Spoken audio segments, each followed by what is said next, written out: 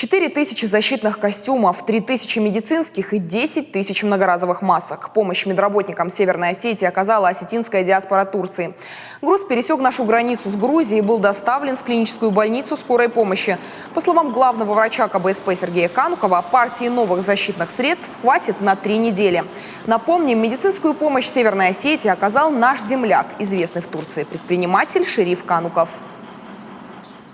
Хотелось бы поблагодарить турецкую диаспору. Она с нами на связи уже на протяжении всего этого периода. Сейчас поступили к нам комбинезоны защитные, поступили респираторы, маски защитные. Именно те средства, которых сейчас острая необходимость у нас имеется. Большое количество используется ежедневно средств индивидуальной защиты, но непосредственно все и турецкие, и московские наши земляки следят за этой ситуацией и оказывают своевременную помощь. Спасибо им большое. Из-за сложившейся эпидемиологической ситуации принять груз оказалось непросто. В Турции сейчас действует закон, который ограничивает вывоз медицинских изделий.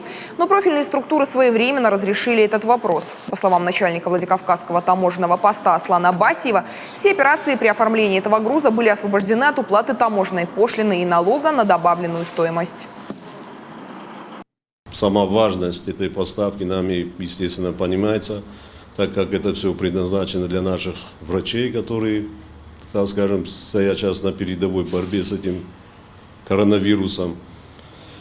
Ну, со стороны Северо-Осетинской таможни могу сказать следующее, что как на таможенном посту Верхний Ларс, так и на Владикавказском таможенном посту по все операции, которые мы осуществляли в первоочередном порядке.